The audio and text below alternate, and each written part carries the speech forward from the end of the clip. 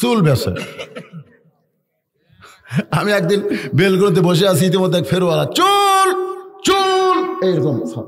আমি বললাম কে রে চুল চুল করে? তো দেখি আমি বাইরে হয়ে দেখলাম যে চুল চুল করে কেন। ওর কাছে যাই দেখি এক বস্তা চুল। তাই বলে এটা কিসের চুল?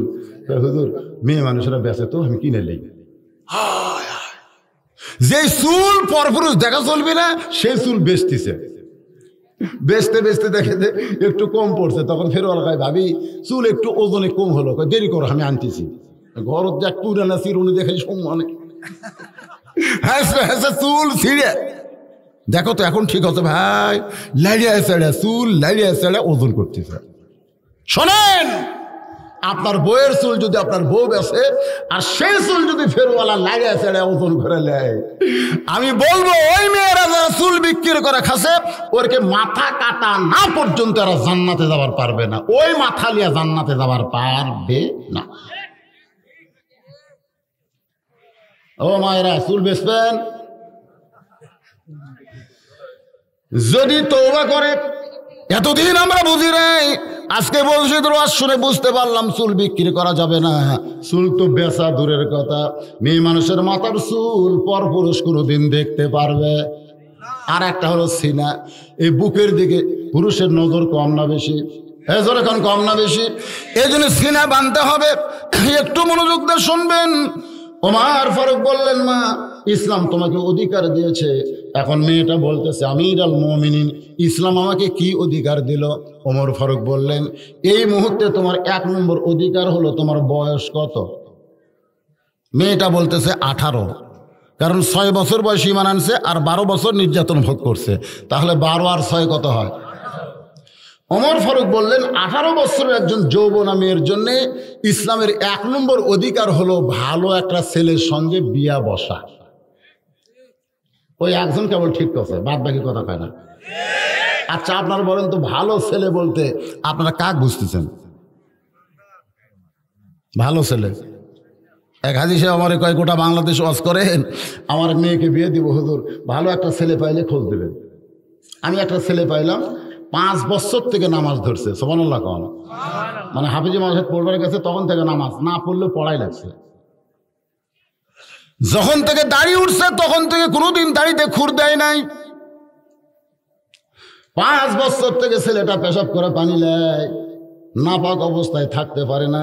কারণ যার সঙ্গে সম্পর্ক সেটা ধরতে গেলে পবিত্র অবস্থায় ধরা লাগবে। ধরে কোন ঠিক কিনা? ছেলেটা বর্তমান হাফেজি পাস করে আবার দাওরা কমপ্লিট করছে। বর্তমান প্রধানমন্ত্রী দাওরাকে মাস্টার্সের সমান মান দিয়েছে। ধরে কোন ঠিক কিনা? তাহলে ছেলেটার যোগ্যতা কি কম? বর্তমানে 3টা চাকরি করে। কয় চাকরি? 3টা চাকরি করে। একটা হলো খুতবা দেয়, 7 দিন পরে খুতবা দেয়, সেটা একটা খতিব, একটা মসজিদের পেশ ইমাম আর একটা মাদ্রাসার মুহতামিম। এই ছেলেটাকে নিয়ে হাজী সাহেবের কাছে গেলাম। হাজী সাহেব আপনি চাইছিলেন ভালো একটা ছেলে, মাশাআল্লাহ পাওয়া গেছে, আল্লাহ শুকর আদায় করেন। তো হাজী সাহেব বলতেছে ছেলেটার যোগ্যতা কি? আমি বললাম যোগ্যতা এই 3টা চাকরি করে। বেতন কত? আমি 3টা মিলে 11,000। যেই করছে 11,000। হাজী সাহেব রব উল্টা কয় ওর 3টা চাকরির কি দরকার? আমার এমন একটা ছেলের খোঁজ পাচ্ছি 35,000 প্রাইমারি মাস্টার। তো প্রাইমারি মাস্টার পাইতে ওই ছেলের সঙ্গে মেয়ে বিয়ে কেন দেব? আমি বললাম আপনি না কইছিলেন ভালো ছেলে।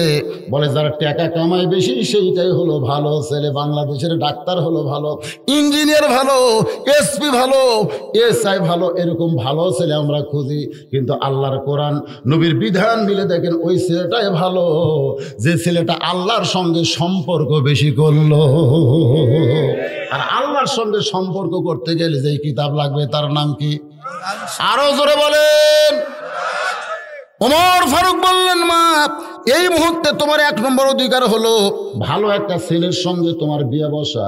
কিন্তু তোমার তো কোনো অভিভাবক নাই, কারণ তোমার দাদা খ্রিস্টান, তোমার বাপ খ্রিস্টান।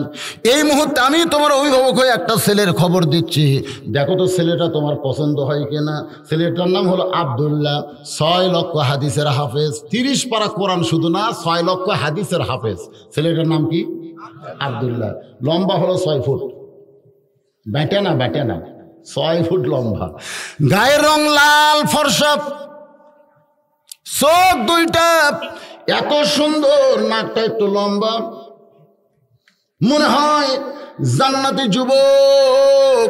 বাবার নাম হলো হযরত ওমর, একসঙ্গে নাম হলো আব্দুল্লাহ ইবনে ওমর।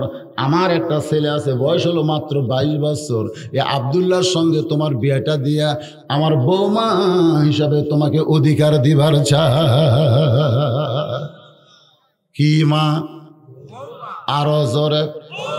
আপনার বৌমা বোঝেন? আমাদের বগুড়াতে বেটার বউ শ্বশুর বৌমা করে রাখে, আদর করে ডাকে, বৌমা বৌমা। তো আমার পাশে একজন সভাপতি সাহেব বৌমার কথা শুনে মুখ খালি এদিকে। আমি বললাম, কি চাচা মুখ লোকান হুজুর বাদ দেন তো, কিসের বৌমা, কিসের বৌমা? বেটার বউ কোনদিন মা হয়?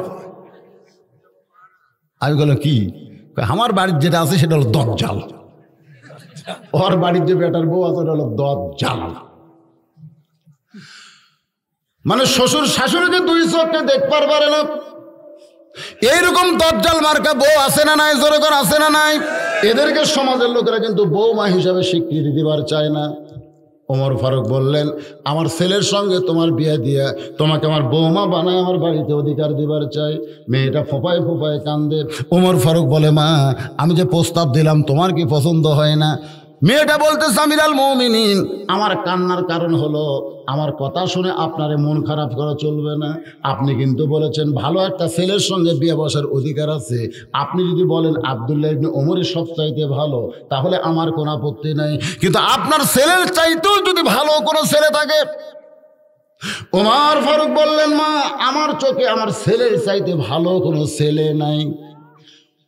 আমার চোখে আমার আব্দুল্লাহর চাইতে ভালো ছেলে কে আছে? মেয়েটা বলতেছে, আপনি হলেন 100টা বোঝেন না, খালি নিজেরটাই দেখেন, পরেরটা দেখেন না। আপনার কাছে ভালো ছেলের খবর নাও থাকতে পারে, কিন্তু আমার কাছে একটা ছেলের খবর আছে, দেখেন তো সেই ছেলেটা আপনার ছেলের চাইতে ভালো না খারাপ। ওমর ফারুক বললেন, তাহলে তার পরিচয় দাও।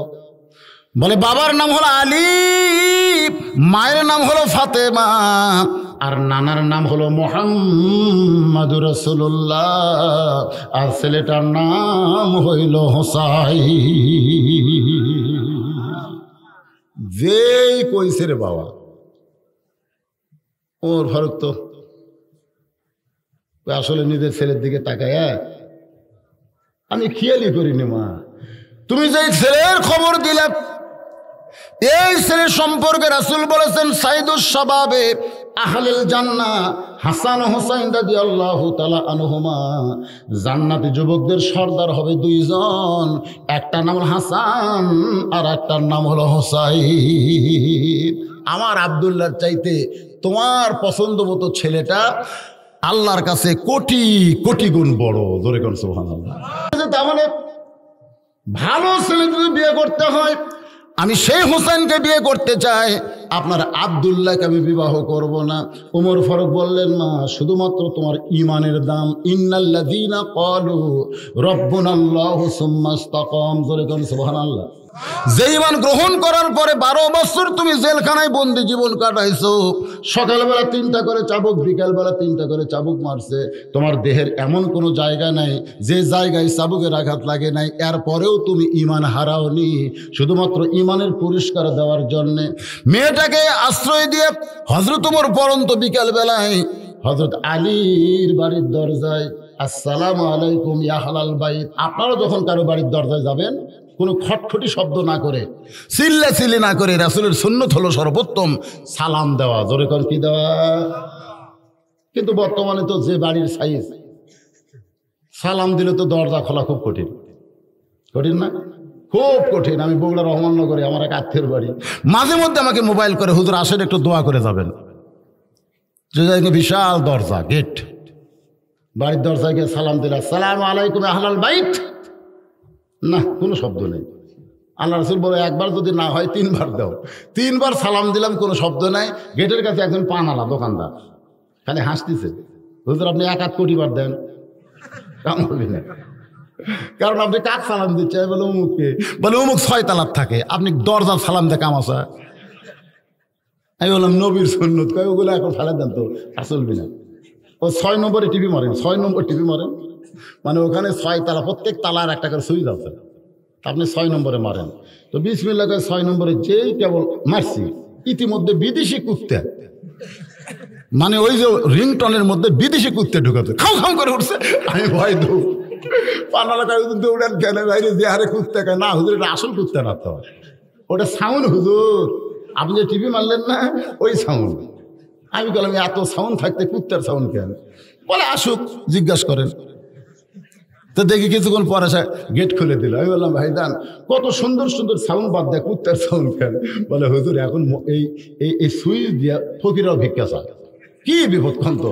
আমি মনে করছি কোনো আত্মীয় আচ্ছা সেদিকে ফকির খাড়ায় আস, যাই তাই সুইচ টিপে। এই জন্য চিন্তা করলাম এই ফকিরের হাত থেকে বাঁচতে গেলে কি করা যায়। তখন আমার এক বন্ধু বললো এটা ভারতে পাওয়া যাবে কুত্তার সাউন্ড। তবে সেই কুত্তার সাউন্ডের মেমোরি ঢুকে দিয়েছি। প্রথম এক ফকির ভুল করে হাসি মারছে, মারার পরে এই যে কুত্তে উনি সারাদিন যে ভিক্ষা পাচ্ছিল ওই সাউন্ডে ফেলে দিয়ে শব্দ। আর যত ফকির আছে সমস্ত ফকির কেউ বলে দিচ্ছে খবরদার 6 নম্বরের জন্য ঠাসি মারিস না, কারণ 6 নম্বরে কিন্তু কুত্তে আছে। এরপর থেকে আমার আর কোনো ফকির ঠাসি মারে নাই। হুজুর আইগুলো আল্লাহ কোরআনে বলেছেন আম্মা সাইলা ফালা তানহার, সাইলকারীর সঙ্গে খারাপ ব্যবহার করো না। আর তুমি কুত্তার সাউন্ড দিয়ে তুমি ফকিরের সাউন্ডের ব্যাগ ফেলে দিলে, তুমি আল্লাহর কোরআনের আয়াতকে অস্বীকার করার কারণে বর্তমানে তুমি যে কুত্তা হইয়া গেলে। আসলে যাই যেমন তার পছন্দ তেমন, বলে কোন কথা ঠিক তবে হুজুর আছেন দোয়া, কিসের দোয়া রে, কিসের দোয়া? কুত্তের জন্য দোয়া করে লাভ আছে? আল্লাহ রাসূলের সুন্নাত, কোন দরজায় গেলে আগে সালাম দিবেন। ধরে এখন কি দিবেন? আসসালামু আলাইকুম ইয়া আহলাল বাইত। হযরত ওমর সালাম দেওয়ার পরে কোরআনের আয়াত তেলাওয়াত করলেন আম্মা সাইলা ফালা তানহার, সাইলকারীর সঙ্গে খারাপ ব্যবহার করা যাবে না। হযরত দরজা খুলে ওমরকে তাকায় বলে আমির আল মুমিনিন, আপনি সালাম দিলেন ঠিক আছে, কিন্তু ফকিরের আয়াত কেন তেলাওয়াত করলেন? ওমর কান্দের বলে আলী, জীবনে কোনোদিন ঘটকালি করি নাই, আজকে প্রথম ঘটক হয়ে তোমার দরজায় তোমার হোসেনের ব্যাপারে একটু ঘটকালি করতে চাই। আলী বলতেছেন আল্লাহ, উমর ফারুকের মতন মহা ব্যক্তি যদি আমার হোসেন ঘটকালি করে তাহলে অবশ্যই পাত্রী ভালো হবে।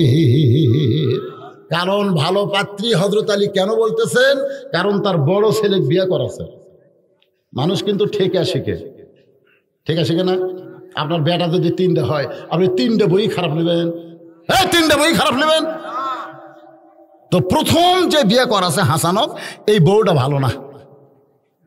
এই বউটার নাম হলো জায়দা। ধরেকার নাম কি?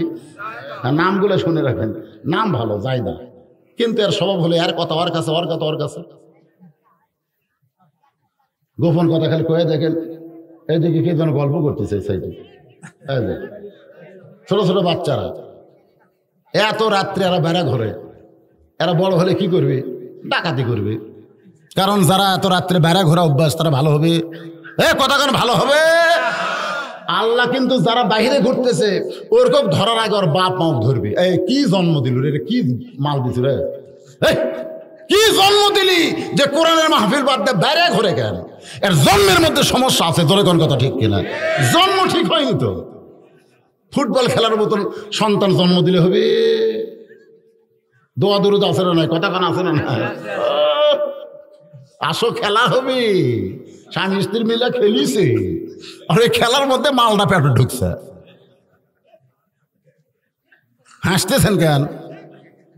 আজকে সন্তানগুলো ভালো হয় মন্দ হয় এই বাপ মায়ের কারণে, ঠিক? এখন বেড়া কারা চিল্লাই দেখেন তো, তারা দিয়েছেন মাশাআল্লাহ। হযরত আলী বলতেছেন আমির আল মুমিনিন, আমার হাসানকে বিয়ে করার পর থেকে আমি বড় কষ্টে আছি। আমি তো আর কি কষ্ট, আমার ছেলেটার আরো বেশি কষ্ট, কারণ যার বউ খারাপ তার গোটা জিন্দিগি শেষ। এই জন্যে বিয়ের আগে একটু চিন্তা করবেন আপনারা যারা বিয়ে করেননি, কারণ ভাবিয়া করিও কাজ করিয়া ভাবিও না। ধাপের হাটে দুধের গরু কিনবে, দেখার নিচের দিকে তাকায়, আর বুড়ে খালি নিচের দিকে তাকায়। গরুওয়ালা বলে চাচা কি দেখেন? দেখতেছি দুধ কেমন হয় বাবা। দেখা লাগবে না তো, এর মায়েরই 10 হয়। তোকে না তাহলে আর দেখবো না। একটা দুধের গরু কিনবার যায় মায়ের খবর শোনে রে। আর আপনার ছেলেকে আপনি বিয়ে করাচ্ছেন, কিছুই শুনতেছেন না, তাহলে চোপা আর খোপা দেখে বিয়ে করাচ্ছেন। চোপা আর খোপা, শাবনুরের মতন সুন্দর, আই রে চুল রে ভাই। শোনেন মনোযোগ দিয়ে, হযরত ওমর আলীর দিকে তাকায় বলে, আলী রে তোমার হোসেন ভাগ্য এত ভালো, ওই মেয়েটাকে আমার আব্দুল্লাহর সঙ্গে বিয়ে দিবার চাইলাম, কিন্তু মেয়েটা আমার আব্দুল্লাহর সঙ্গে বিয়ে বসবে না, মনে মনে তোমার হোসেনকে করছে কামনা। আলী বলতেছেন তাহলে মেয়েটার যোগ্যতা কি? মেয়েটার যোগ্যতা কি? যে আমার ব্যাপারে বললো ট্রিপল টাইটেল, তো মেয়েটার যোগ্যতা কি? এই মেয়েটার যোগ্যতা কি? ডাক্তার, ইঞ্জিনিয়ার, প্রাইমারি মাস্টার কি? আপনারা দেখেন আল্লাহ রাসূল বলেছেন যে মেয়ের সঙ্গে সম্পর্ক করবে, ওই মেয়েটার প্রথম 1 নম্বরে দেখা লাগবে মেয়েটা ধর্মের সাথে কিরকম সম্পর্ক রাখছে। ধর্মের সাথে, ধরে কারণ কার সাথে? আগে ধর্ম দেখা লাগবে, তারপর বংশ দেখা লাগবে। ওমর ফারুক বললেন 6 বছর বয়স ইমান গ্রহণ করছে, 12 বছর ইমানের পরীক্ষা দিয়েছে। সকালবেলা 3টা করে চাবুক, বিকালবেলা 3টা করে চাবুক মারছে। আল্লাহকে রব বলার পরে এর প্রতি এমনভাবে অটল থেকেছে, এত নির্যাতনের পরেও আল্লাহ ছাড়ে নাই। আলী বলতেছে যে আমিরুল মুমিনিন, আমি মনে মনে এমন একটা মেয়ে হোসেনের জন্য খুঁজতেছিলাম। সুবহানাল্লাহ। ওমর ফারুক আলীকে বুকের মধ্যে নিয়ে বলে, ভাইজান তাহলে আমার জীবনের প্রথম ঘটকালে আল্লাহ কবুল করেছে। 2 জন যখন কোলাকুলি করতেছে, এমন সময় হোসেন ঘর থেকে বের হয়ে বলে, ইয়া আমিরুল মুমিনিন, আপনি আর আমার বাবা যেভাবে কোলাকুলি করতেছেন মনে হয় বিয়ে আপনারাই করবেন। যেই মাত্র কইছে বিয়ে আপনারাই করবেন, ওমর ফারুকের চেহারা কিন্তু রক্তের মতো লাল হয়ে গেছে। কিছু একটা বলতে গিয়াই নবীর কথা মনে হয়েছে। নবী মাঝে মধ্যে বলতেন, সাহাবীরা আমার হোসেনকে তোমরা চিনো? সুবহানাল্লাহ কর না কেন? এই হোসেন কিন্তু যেমন তেমন সন্তান নয়। এই হোসেন আমি নবীকে ঘোড়া বানায়া আমারে চল চল করে খেলেছে। আমি পিঠ থেকে নামাবার যাওয়ার সঙ্গে সঙ্গে আল্লাহ বলে, হাবিবুল্লাহ আপনি যেমন হোসেনকে ভালোবাসেন আমি আল্লাহ তেমন ভালোবাসি। আপনাকে যতক্ষণ ঘোড়া বানাবে আপনি হোসেনকে পিঠ থেকে নামাবেন না। আল্লাহ এই কথা বলার কারণে হলো, এই হোসেন কিন্তু ভাইজান নিজের জীবনের দিকে তাকায় নাই, আল্লাহর ইসলামের জন্য নিজের জীবন কারবালায় দিয়া প্রমাণ করেছে। ওমর ফারুক কি যেন বলবার জাতি, ওই কথা মনে হয়েছে। তো ভাষাটা একটু সংকুচিত করে বলতেছে, বাবা আমরা 2 জন তোমার মুরব্বী, এটা তুমি মানবা না? আমরা মুরব্বী মিলে যদি একটা সিদ্ধান্ত নেই, তুমি কি সেটা গ্রহণ করবা না? হোসেন মুসকি মুসি হাসার বলে, আপনারা 2 জন আমার মুরব্বী আমি জানি, আপনারা যে 2 জন আমার মুরব্বী আমি জানি, কিন্তু আসল মুরব্বী হিসাবে কেবলমাত্র আমার নানাকেই শুধু মানি। যাকে তাকে মুরব্বী মানলে ইসলাম কিন্তু জগা খিচড়ি হয়ে যাবে। যাকে তাকে, এই যে তবলিগের 1 মুরব্বী ছিল, কোনো গন্ডগোল ছিল? তাবলিগের আগে কয় মুরব্বী ছিল? গন্ডগোল ছিল। কিন্তু এখন মুরব্বী 2টা হওয়ার পর থেকে কি হলো? এখান থেকে প্রমাণ হলো কাদরিয়া, চিশতিয়া, নকশবন্দিয়া, মুজাদ্দিদিয়া, হানাফিয়া, হাম্বলি, শাফি, মালিকি, এই যতগুলো মুরব্বী বাড়বি তত মুসলমানের মধ্যে ফিতনা শুরু হবে। জোরে কোন কথা ঠিক কিনা? কথা কোন ঠিক? খালি মুরব্বী, খালি মুরব্বী। এখানে বাসের মধ্যে ওপর দিয়েছে মাইক, নিচে সব মুরিদেরা বসে মুরব্বীর দরবারে যাচ্ছে। মুরব্বী কোথায় যাচ্ছে? আমাদের মুরব্বীর কাছে। আমার দয়াল বাবার দরবারেতে কেউ ফিরে না খালি হাতে। কোথায় যাচ্ছে? মুরব্বীর কাছে, মুরব্বীর দরবারে। আবার অনেকে জিকির করতে করতে সামিয়ানার উপরে যায়। অনেকে বলে লোকটার ফয়জ উঠছে, বলে এইটা আবার কোন মুরব্বীর দল? বলে এটা হলো চিশতিয়া, সাবেরিয়া। এরকম বহু দল আছে না নাই? জোরে আছে না নাই? ভাইজান এত দলের কথা কি আল্লাহর কোরআনে আছে নাকি? হোসেন বলতেছেন আপনার দুইজন মুরব্বী আমি জানি, কিন্তু আসল মুরব্বী হিসাবে কেবলমাত্র আমার নানাকেই শুধু মানি। ওমর ফারুক বলে, হোসেন তুমি কি বলবার চাও? হোসেন বলতেছে, কয়েকদিন আগে আমি স্বপ্নে দেখেছি আমার নানা ঘরের মধ্যে আরাম করতেছে। আমি হোসেন দরজাকে বললাম, নানু ভাই আমি একটু আপনার ঘরে যাবার চাই। আমার নানা বলতেছে, খবরদার এখন ডিস্টার্ব করবি না, কারণ জান্নাতে আরাম করতেছি। আমি হোসেন চমকে গেলাম যে ভাঙ্গা ঘরের মধ্যে নানা শুয়ে আছে, আর নানা কয় জান্নাতে আরাম করতেছি। এই জান্নাতটা কেমন? দরজা দিয়ে না দেখতে পারলেও জানলার ফাঁক দিয়ে তাকায় দেখি আমার নানি উরাতকে বালিশ বানায় দিয়েছে, আর সেই উরাতের উপর আমার নানা মাথা দেয়া আছে। নানি চুলের মধ্যে হাত দিয়ে এরকম বিলকি করতেছে। আমি রাগ করে বললাম, নানা ভাই নানির উরাতকে বালিশ বানায় শুয়ে থাকলেই কি জান্নাতে থাকা যায়? আমার নানা বলল, হোসাইন তুই ছোট্ট মানুষ, তুই বুঝবি না। তোর নানির মতন বউ যদি কেউ ঘরে পায়, ওই ঘরটা আল্লাহর জান্নাত হয়ে যায়। তোর নানির মতন বউ যদি কেউ ঘরত পায়, সেই ঘর কি হয়? আর আমাকের ঘর কি আছে? এসব নামাজ পড়ে যায় দেখি আমার ঘরত হিন্দু করে পূজার বাদ্য বাজতেছে, আমি মুসলমান আর আমার ঘরে হিন্দু করে পূজার বাদ্য কেন লোকের বাজতেছে। যাইয়া দেখতেছে, ওরে বাবা ম্যাডাম স্টার জলসা দেখতেছে। ম্যাডাম কান ঘর কি জান্নাত না জাহান্নাম? কি ভাঙবেন? বউ ভাঙবেন না টিভি ভাঙবেন? হ্যাঁ ব্যাড়িয়া ভাঙ্গার লাগবে, সেটা ভাঙবেন নাকি? আল্লাহর বান্দা আমার মা বোনেরা যারা পর্দা আছে একটু মনোযোগ দিয়ে শুনবেন। হোসাইন বলতেছে, আমির আল মুমিনিন মনে কষ্ট নিয়েন না, আমার নানা যেমন বিয়ে করছে আমিও তেমন একটা বিয়ে করতে চাই। নানার বইয়ের কারণে যদি নানার ঘর জান্নাত হয়, আমার বইয়ের কারণে আল্লাহ যেন আমার ঘরটাও জান্নাত বানায়া দেয়। হোসেন বাপের সামনে খাড়া হয়ে বলতেছে, বাবা আপনি সত্যি করে বলেন তো আমার মাও আপনার কেমন বউ? আব্বা একটু বলেন তো, আব্বা আমার মা আপনার কেমন বউ, যে আপনার বউকে আল্লাহ খাতুনে জান্নাত ডিগ্রি দিয়েছে। সুবহানাল্লাহ। আলী ছোট বাচ্চার মতন কান্দের বলে, হোসাইন তোমার মা কেমন এইটা আমি বলার আগে আমার আল্লাহ বলে দিয়েছে। হোসেন বলতেছে, তাহলে আমার সিদ্ধান্ত হলো আমার বাবা যেমন বিয়ে করছে, আমার নানা যেমন বিয়ে করছে, বিয়ে যদি করা লাগে সেই রকমই বিয়ে করব, তাছাড়া অন্য কোনো মেয়েকে আমি বিয়ে করবো না। ওমর ফারুক বলতেছে, হোসাইন যে মেয়েটার আমি ঘটকালি করতেছি সে মেয়েটা খুব ভালো, খুবই ভালো। তো বলে, তাহলে আপনি না হয় আপনার ছেলে বিয়ে করান, অসুবিধা কি? ওমর ফারুক বলেন, আমার ছেলের সঙ্গে দিবার চাইছিলাম কিন্তু রাজি হয় না, মনে মনে তোমারে করছে কল্পনা। হোসেন বলতেছে, আমির আল মুমিনিন তাহলে মনে কষ্ট নিয়েন না, আমি সেই মেয়েকে বিয়ে করব যে মেয়েটা আমার 3টা প্রশ্নের উত্তর দিতে পারবে। ওমর ফারুক বলে, হোসাইন তাহলে প্রশ্ন 3টা বলো। বলে, আপনার কাছে না, যে মেয়েকে বিয়ে করব শুধু সেই মেয়ের কাছেই প্রশ্ন হবে, অন্য কারো কাছে প্রশ্ন আউট হবে না। ওমর ফারুক বলেন, আলী ভাই তোমার হোসেন যে 3টা প্রশ্ন করবে এই সম্পর্কে তোমার ধারণা কি? আলী বলতেছে, জীবনে প্রথম শুনলাম। ওমর কয়, যে প্রশ্ন আমি জানি না তুমিও শোনো নাই, সেই প্রশ্নের উত্তর মেয়েটা কেমনি দিবে? তার মানে বোঝা গেল আমার ঘটকালি আল্লাহ কবুল করে নাই। কানতে কানতে মেয়েটার দরজায়, মা আমার আব্দুল্লাহ বিয়ে করো, তোমার জীবন শান্তি হবে। মেয়েটা বলতেছে, হোসেন ছাড়া কাউকে বিয়ে করব না। ওমর ফারুক বললেন, মা হোসেন যে মেয়েটাকে বিয়ে করবে তাকে 3টা প্রশ্ন করবে, যেই প্রশ্ন আমি ওমর কোনোদিন শুনি নাই, এমনকি তার বাবা পর্যন্ত জানে না, সেই প্রশ্নের উত্তর তুমি কেমনে দিবা?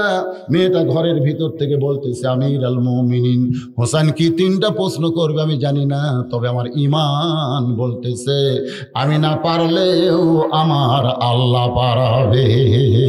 লিল্লাহি তাকবীর। সুম্মা ইসতাকামু তাতানাজ্জালু আলাইহিমুল মালাইকা আল্লাহ তাখাফ, আল্লাহ বলেছেন কোনো ভয় নাই, ওয়ালা তাহজান কোনো চিন্তা নাই। যদি ভিতরে ঈমান থাকে তুমি না পারলেও তোমার আল্লাহ তোমাকে করায়া দিবে। জোরে কোন কথা ঠিক? মেয়েটা কি বলতেছে? আমার ঈমান বলতে, মাইকে এরকম হয় কেন? চন্নত করে ওঠে কিন্তু নাই। হ্যাঁ, বলে ইয়ে দিও না, পিকো দিও না বাবা। তো এখন ব্যাপারটা হলো আমাদের ইমানের খবর কি? আমাকে একজন বলে, হুজুর যতই ওয়াজ করেন নামবি না হুজুর, আপনাকে ওয়াজ দিয়ে নামবি না। আমি বললাম কার কথা বলতেছি, কেউ বোঝান না হুজুর, যতদিন বেঁচে আছে কেউ ক্ষমতার থেকে নামাবার পারবি না। আমি কইলাম তুই কি বলবার চাইস রে পাগল? কে না হুজুর, আমি কোনো আংসাং সুচি একটা মেয়ে মানুষ আসলে জানিস, তো কয় তা জানি। বর্তমান কি হচ্ছে? তো কয় এখন তো সামরিক বাহিনী ধরে। তাহলে কি মনে করছিল? শুনতেই মনে করছিল আমি সব। হুমকি দিচ্ছে, আমাকে চিনিস, আগামীকাল সকাল 10টায় তোর হাত পা ভাঙবো, আগামীকাল সকাল 10টায় তোর হাত পা ভাঙ্গে তোকে সাইজ করবো যা। এমন হুমকি মারছে। তো খুব নরম মানুষ ভাই। আসলে বর্তমানে বাংলাদেশে কিন্তু ভালো মানুষকে হুমকি দেয়, ধরে কোন কথা ঠিক কিনা? হুমকির ছোটে সন্ধ্যার সময় বাড়িতে কান্না শুরু করছে। বউ কয় কান্দেন কে গো, কান্দেন কেন? বলে সকাল 10টায় হাত পা ভাঙবে, এই জন্য কান্দিছে। তো দেশ কি বিচার নাই? এই দেশ কি মগের মূল্য হয়ে গেল যে আপনার সকাল 10টায় হাত পা ভাঙবে আর আপনি সন্ধ্যার সময় কান্দেন? এই দেশে চেয়ারম্যান আছে, মেম্বার আছে, কি কোন আছে না নাই, গ্রামের মাতব্বর আছে, তাদের কাছে বিচার দেন। স্বামী খালি মুচকি মুচকি হাসে। বউ কয় হাসেন কেন? বলে হাসার কারণ হলো তুই বধূশীদের অসরিস নি। তো বধূ কি ওয়াজ করছে যে 6 বছর পরে বাগানের মালিক জ্যৈষ্ঠ মাসে দেখতে গেছে আম পাকছে কিনা, যা দেখে ছোট্ট একটা ছেলে পাকা আম পাড়তেছে আর ব্যাগের মধ্যে তুলতেছে। বাগানের মালিক কয় আমি খাই নাই, বৌসল খাই নাই, আর তুই আমার গাছে আম পাড়তেছিস, তোর বাপক যা বিচার দেবো রে, এই তোর বাপক বিচার দেবো। ছেলে খালি মুচকি মুচকি হাসে। বাগানের মালিক বলে হাসিস কেন? বলে হাসার কারণ হলো আমার বাবা খোঁজা লাগবে না, খোঁজা লাগবে না, কোথায় যা বিচার দেবেন? ওই যে দেখেন আর এক গাছ চড়ছে। বাগানের মালিক নিতে বসে আল্লাহ বিচার দেবো কার কাছে রে? বেটাও সোর বাবু সোর। বলতে তুমি তো চেয়ারম্যানের কথা কইলে না যে আমাকে হুমকি মারছে সকাল 10টায় হাত পা ভাঙবে, চেয়ারম্যানকে বিচার দাও। ওই চেয়ারম্যানেরই চামছে, ওর পিছনে চেয়ারম্যান আছে দেখে তো আমাকে হুমকি মারছে। তো বউ বলতে তাহলে বিচার দিবা কার কাছে? স্বামী বলতেছে যার কেউ নাই তার আল্লাহ আছে। জোরে বলেন যার কেউ নাই তার কে আছে? চোখের পানি বের করে মজলুম কাঁদতেছে। বাংলাদেশে এমন অনেক হাজারো লক্ষ মজলুম আছে না নাই? আল্লাহ আল্লাহ সকাল 10টা কিন্তু আমার হাত পা ভাঙবি আল্লাহ, আমার তো কিছু নাই আল্লাহ, এক তুমি ছাড়া আমার কে আছে কো? চোখের পানিতে গাল ভিজা দিছে। ওর বস দুপুরবেলা ওর প্যান্ট শার্ট পরিষ্কার করছে টাইলস ওলা বাথরুমে, কিন্তু ওই যে ফ্যানটা, সাবানের যে ফ্যানটা হয় এটার পরিষ্কার করেনি। কাপড় পরিষ্কার করে নিয়ে যাচ্ছে, ওই ফ্যানটা শুকে ওই টাইলসের উপরে ল্যালপা হয়ে আছে। ল্যালপা বোঝেন না? পিছলা হয়ে আছে। ওই তো 9টার সময়, রাত 9টার সময় পেশাব করে ঢুকছে, পঞ্চের স্যান্ডেল পাওয়া দিয়ে তলা সমান। আর বউ যেটি ল্যালপা করে অথচ দাঁড়িয়ে থাকে, ওই প্রতিদিনের মতন মাছ করে যাচ্ছে যে ওই জায়গাটা বসবি, কেবল পাও গেছে ভাই, তলা সমান, বোঝেন না? স্যান্ডেলের তলার কোনো ব্রেক নেই, ল্যালপার উপর দিয়ে গেছে একবারে, মানে ব্রেক ধরার কোনো বুদ্ধি নেই। গাছ কাটলে দিনকে পড়ে সেরকম পড়েছে, পড়াও সারা ও মারে বাবারে বললাম রে, এই একটা সাউন্ড, তারপর আর কোনো সাউন্ডই নেই। বউ দৌড়ে এসে দেখে পাড়া শুয়ে আছে, চোখে মুখে পানি দিছে, হুঁশ ফেরে বলতেছে আমার মাজা নাই। একই কথা বলতেছে আমার মাজা নাই। কোনো মতো লোকজনের সাহায্য নিয়ে স্নান করে ঘরত নিয়ে গেছে। রাত 11টার সময় অ্যাম্বুলেন্স আসছে, রাত 11টার সময় ওই গ্রামে অ্যাম্বুলেন্স ঢুকতেছে। সরলে বাবারে মরলাম রে। ও এখন চিন্তা করে এত রাত্রে অ্যাম্বুলেন্স কার বাড়ি? যে বের হওয়ার চাচ্ছে, বউ বলতেছে আপনার মনে নাই হাত পা ভাঙবি। স্বামী কয় সকাল 10টাতে, এখন রাত 11টা, সময় বাকি আছে তো দেখি তো। বার হয়ে দেখে ওরই বাড়ির, যাই হুমকি বাড়ছে ওরই বাড়ির দরজাতে অ্যাম্বুলেন্স। আস্তে আস্তে অ্যাম্বুলেন্সের কাছে এসে দেখে তক্তার মতন শান করে বার করতেছে। তক্তা যেমন বার করে এমন করে অ্যাম্বুলেন্সের মধ্যে ঢুকাইছে।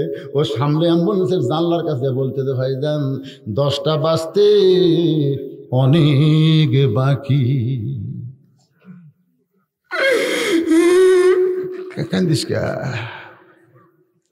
হুমকি মারতিস, হাত পা ভাঙ্গা সোজা করবা।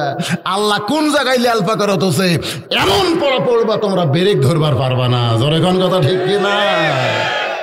আর কতগুলা কয় হবে কি রে, এত ড্যামেজ মার্কা ইমান নিয়া কোরআনের মাহফিলে বসলে হবে না। জোরে কোন কথা ঠিক কি না? কোরআন মানুষের ইমান বাড়ায় দেয় না কমায় দেয়? ওয়া ইযা তুলিয়াত আলাইহিম আয়াতুহু যাদাতুহুম ঈমানা ওয়া আলা রাব্বিহিম ইয়াতাওয়াক্কালুন।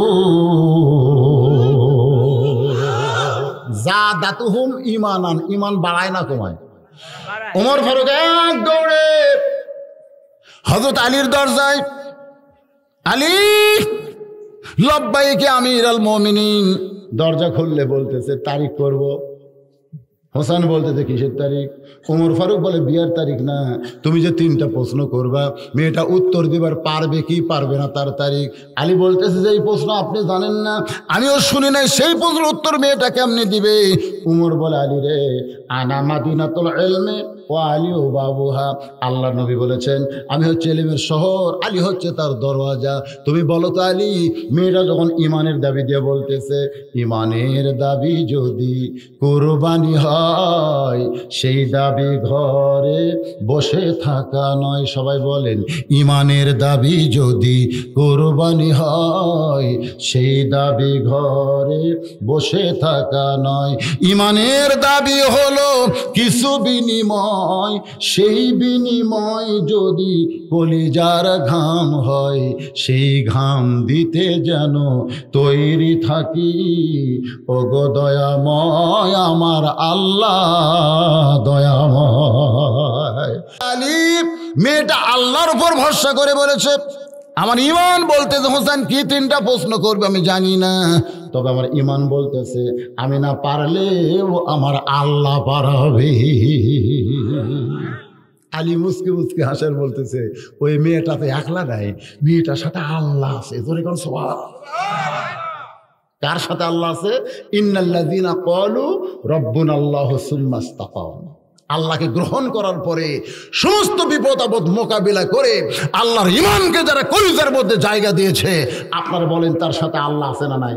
আর আল্লাহ যদি সাথে থাকে, নমরুদের চুলার আগুন আমাদের জাতির পিতার কিছু করতে পারে নাই। আল্লাহকে সাথে রাখার কারণে সাগরকে মুছার জন্য আল্লাহ রাস্তা বানাই দিয়েছে। জোরে কোন কথা ঠিক কি না? আর আমরা সে আল্লাহ থুয়ে দিয়েছে ওই যে 7 আসমানের উপরে আল্লাহর বাড়ির থুতে, আল্লাহ তুমি ওখানে ঘুম পাড়ো আর আমরা নিচে যা ইচ্ছা তাই করি। কি ভাব আপনাকে, কি ভাব? আল্লাহ আমাকে সাথে আছে নির্দিষ্ট তারিখ মোতাবেক। একটু মনোযোগ দিয়ে শুনবেন। ডান পাশে হযরত ওমর, বাম পাশে হযরত আলী, আর মাঝখানে হোসেন বসে গেছে। একটা সামনে চাদর দেওয়া হয়েছে, চাদরের ওই পারে ওই 18 বছরের মেয়েটাকে বসানো হয়েছে। এখন আপনাদের কাছে আমার প্রশ্ন হলো, সামনে চাদর দেওয়ার কারণ কি? একটু জোরে বলেন। আমাদের বাংলাদেশে পর্দার ওয়াজ করা যাবে? যাবে না? যাবে? একটু মনোযোগ দেন। ডান পাশে হযরত ওমর, বাম পাশে হযরত আলী, আর মাঝখানে হোসেন বসে গেছে। সামনে একটা চাদর দেওয়া, চাদরের ওই পারেই কিন্তু মেয়েটাকে বসানো হয়েছে। এবার ওমর ফারুক বলতেছেন হোসাইন তুমি যে 3টা প্রশ্ন করবে এখন তুমি শুরু করে দাও। হোসাইন দাঁড়িয়ে বলতেছে রে মেয়ে, তুমি একা একা বসে আছো, তাই বলে মনে করো না তুমি একলা হয়ে গেছো, বরং আমি হোসাইন বড় একলা হয়ে গেছি। ওমর ফারুক বলে হোসাইন তুমি কি ভুল বকতেছো? তোমার ডান পাশে আমি বসে আছি, বাম পাশে তোমার বাবা বসে আছে, তাহলে তুমি একলা কেমনে হলে? হোসেন বলতেছে রে মেয়ে, আমার 2 পাশে 2জন মহামানব দেহ নিয়ে বসে আছে, কিন্তু এই 2টা মহামানব মনে মনে তোমার পক্ষ নিয়েছে। আপনারা বলেন তো উমর ফারুক কার পক্ষে, আলী কার পক্ষে? আজকে নির্বাচন কমিশনার যারা বসে আছে এরা কার পক্ষে? বুঝতেছেন না? নিরপেক্ষ নির্বাচন হচ্ছে, নির্বাচন কমিশনার বসে আছে। বসে থাকলে হবি, ওই খালি দেহ নিয়ে বসে আছে, আর মনে মনে কিন্তু ওই জায়গায় ভোট হয়ে যাচ্ছে। ধরে কর কথা ঠিক না? যেটি দেন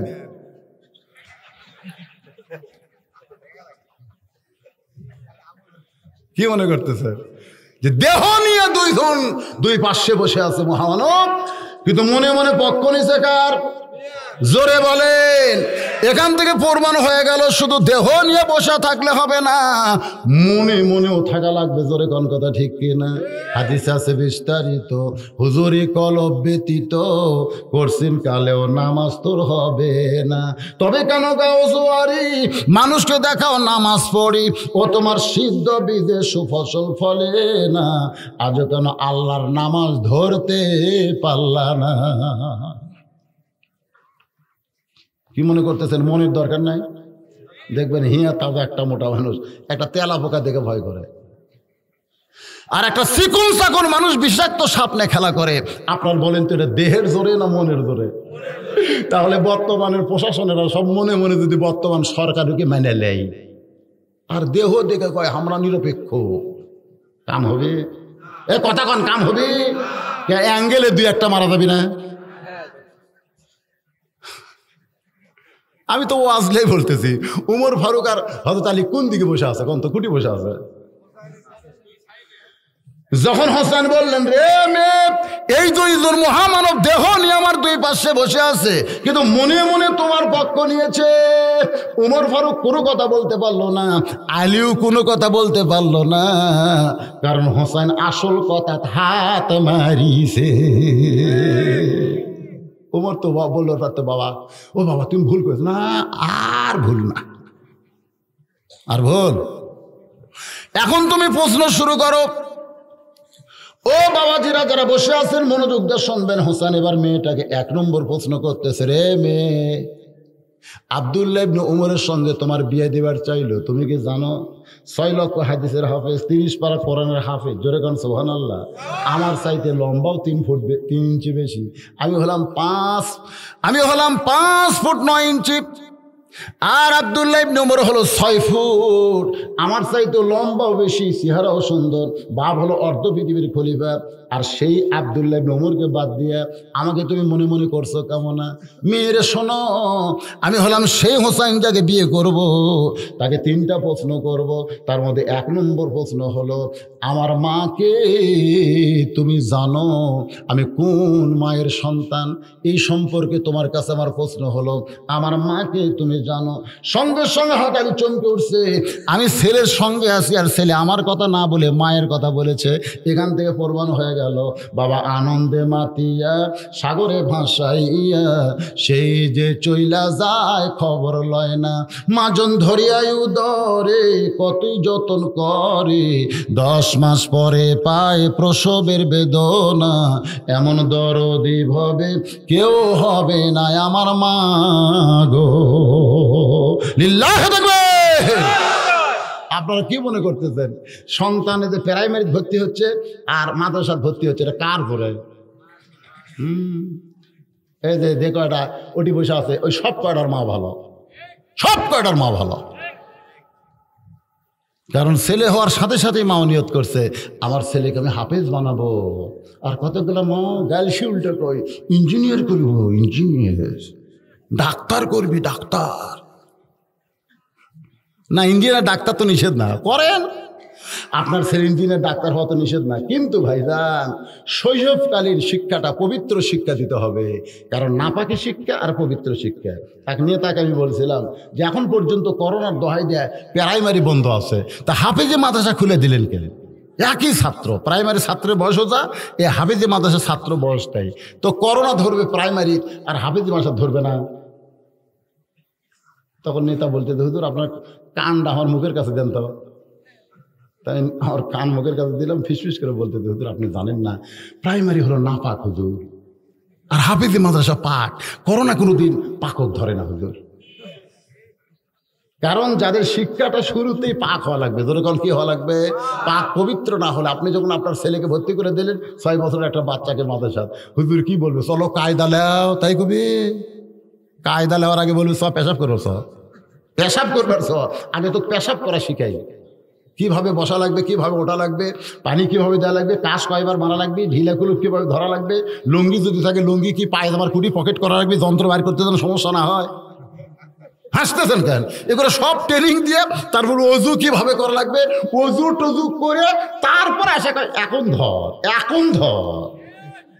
আর এই প্রাইমারিগুলো পেশাব দিয়ে 40 লাগে, পেশাব দিয়ে যন্ত্রকে ঘুরাচ্ছে, ঘুরে আগে লেগেছে তারপরে দিয়ে শুনল এই খাড়া হয়ে পেশাব করে 40 লেগলি। কোন স্কুলে পড়িস? কয়েক ক্লাস 2 পড়ি, তোর শিক্ষক শিখাইনি কেমনে পেশাব করা লাগে? কি যে কর চাচা, প্রাইমারি পেশাব করার যায় দিকে আমার সারি খাড়া হয়ে কর, ওর সারি খাড়া হয়ে মারে, শালা বজ্জাতের বাচ্চা বজ্জাত, ওর সারি খাড়া হয়ে মারে। তো করোনা কাক ধরবি? ওই নাপাক গুলা কি ধরবি? জোরে কর কথা ঠিক কিনা? এ পর্যন্ত যেগুলা ধরিছে শালারা নাপাক। এখন আবার হাত ধোন, হাত ধোন, হাত ধোয়া লাগবে কারে? 5 বার যারা নামাজ পড়ে ওরকে নতুন করে হাত ধোয়া লাগবে। হ্যাঁ, এই জন্য খুব খেয়াল করবে আমি কোন মায়ের সন্তান। আমার মাকে তুমি জানো? 1 নম্বর প্রশ্ন হলো আমার মাকে তুমি জানো? সঙ্গে সঙ্গে মেয়েটা উত্তর দেয়, হোসাইন আপনার মাকে আমি চিনি। যেই কইছেন চিনি, আপনার তো সুবহানাল্লাহ করলেন, কি বুঝাতে করলেন আল্লাহ ভালো জানে। কিন্তু যার সম্পর্কে নবী বলেছেন আমার পরে কেউ যদি নবী হতো লাউকানা ওমর, সেই ওমর এই চিনি শব্দ শুনে জিব্বায় কামড় খাইছে। জিব্বাত কামড় দেওয়ার কারণ হলে 1 নম্বরে আউট, 3টের উত্তর দিবি, একটাতে শেষ। প্রশ্ন করলো আমার মাকে জানো, আর ওই কই চিনি। কার মা সম্পর্কে কথা বলা হয়? আব্দুল কাদের জিলানী রহমতুল্লাহ আলাইহি জান্নাতুল বাকি জিয়ারত করতেছেন। পিছন দিকটা মুরিদ বলে হুজুর চোখ বন্ধ করলে আপনি গোটা পৃথিবীর খবর বলতে পারেন, আপনি দেখেন তো জান্নাতুল বাকির কোন জায়গায় মা ফাতেমার কবর। আব্দুল কাদের হুঙ্কার দিয়ে বলেন, রে মুরিদেরা, চোখ বন্ধ করলে দুনিয়ার খবর বলতে পারি। এই কথা কে তোমাকে বলেছে? যালিকা ফাদলুল্লাহি ইউতিহি মাইয়াশা ওয়াল্লাহু যুল ফাদলিল আযীম। আমি আব্দুল কাদেরকে আল্লাহ এমন ক্ষমতা দিয়েছে, আমি চোখ বন্ধ করলে আল্লাহর আরশের খবর পর্যন্ত জানতে পারি। তুমি যে বলতেছে দুনিয়ার খবর, খালি দুনিয়ার খবর কেন? 7 আসমানে কি আছে? চোখ বন্ধ করার সঙ্গে সঙ্গে আব্দুল কাদের জিলানীর কাছে আল্লাহ হাজির করে দেয়। জোরে কর সুবহানাল্লাহ। কিন্তু জান্নাতুল বাকির কোন জায়গায় মা ফাতেমার কবর? জান্নাতুল বাকির কোন জায়গায় মা ফাতেমার কবর? আমি আব্দুল কাদের যতই চেষ্টা করি এখন পর্যন্ত আমি খুঁজে পাবো না। সমস্ত মুরিদ বলে হুজুর আসমানের খবর জানেন অথচ ফাতেমার কবর জানেন না। আব্দুল কাদের জিলানী বললেন, যে মেয়েটার কবরের কথা শুনতে চাও সে হলো ফাতেমা, যাকে আল্লাহ তাআলা জোহরা ডিগ্রি দিয়েছে। এমন পর্দা নিশি ছিল, তার কবরকে পর্যন্ত আল্লাহ পর্দা করে দিয়েছে। সুবহানাল্লাহ কন না কেন? চিনে নাকি কেউ চিনে? ফাতেমাকে চিনে? হযরত আলী চোখটা দরদর করে পানি পড়তেছে, উমর ফারুক জিব্বাত কামড় খাইছে, হোসাইন মুসকি মুসকি হাসতেছে, আর হযরত আলী চোখটা দরদর করে পানি পড়তেছে। এই পানি পড়ার কারণ হলো, রে মেয়ে, তোর বাড়ি হলো রোম দেশে, রোমের জেলখানায় তুই বন্দী ছিলি, তুই হোসেন মারে কেমনি চিনবি? আমি স্বামী হইয়াও আজও পর্যন্ত পুরাপুরি চিনতে পারিনি। সোনালা কবেন না? স্বামী হইয়াই ছিলেন। গভীর রাত্রে ঘুম থেকে চেতন পাড়া থেকে ফাতেমা নাই। আলীর সন্দেহ হলো, কে এত রাত্রে বউ গেল কোন জায়গায়? যত বড় হুজুর হোক, বউ যদি কাছে না থাকে মন কিছুই কবি না, কোন কবে না? আর আমি যত বড় হুজুর হই, আমার যদি কিছু ডিস্টার্ব হয়, আমার বইয়েরও মন কিছু বলতে পারে, তো পারে কি পারে না? কথা কর, সন্দেহ রোগটা আছে। হযরত আলী যেই মাত্র দরজায় দাঁড়াইছে, দেখে মরুভূমির ভিতরে কালো চাদর এরকম মাথায় দিয়া ফাতেমা খুব জোরে জোরে হাঁটতেছে। আর এই সন্দেহ হয়ে গেল, কি এত রাত্রে কালো চাদর মাথাতে যাবে কোথায়? নিরাপদ দূরত্ব বজায় রেখে পিছনে পিছনে হাঁটতেছে, চোর ধরার জন্য। জোরে গান, কি ধরার জন্য? আল্লাহর নবী যেই ঘরে ঘুমায় ওই ঘরে জানলার পাশে ফাতেমা দাঁড়ায়া বলতেছে, ও বাবা, আমি কোনো নবীর কাছে আসি নাই, আমি একজন দুঃখী মেয়ে বাবার ঘরের জানলায়। আলী চমকে উঠল, কি কথা বলেছে? আমি কোনো নবীর কাছে আসি নাই বাবা, আমি তো নবীর কাছে আসি নাই, আমি একজন দুঃখিনী মেয়ে বাবার ঘরের জানলাম। সঙ্গে সঙ্গে আল্লাহ নবী দরজা খুলে দেয়। নবী যেই মাত্র দরজা খুলেছে, ফাতেমা দরজা দিয়ে ঘরের মধ্যে ঢুকতে হয়, তাহলে এক দৌড়ে গিয়া ওই জানলার কাছে কানটা লাগাই দিছে, দেখি বাপ মেয়ের মধ্যে কি গল্প হয়। রাসূল বলেন, ফাতেমা এই গভীর রাত্রে তুই একা একা কেন ঘরে ঢুকলি মা? আলীকেও ঘরের মধ্যে নিয়া। হয়তো আলী জানলার কাছে চমকে উঠছে, কে রে আমি জানলার কাছে, এটা নবী কেমনে জানলো? এটা কিন্তু নবী জানে না। একজন বাবা হিসাবে মেয়ে বিয়ে দেওয়ার পরে গভীর রাত্রে যদি বাবার বাড়িতে আসে, প্রত্যেকটা বাবাকে বলতে হবে তুই একলা কেন আসলি, জামাই কেউ নিয়ে আয়।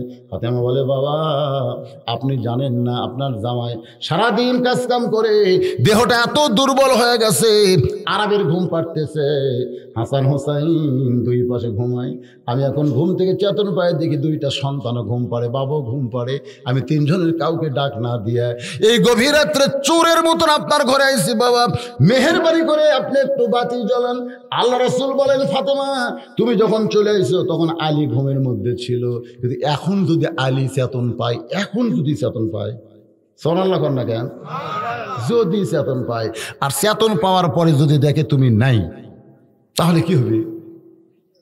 এখন এরকম চিন্তা করার দরকার আছে না ভাই?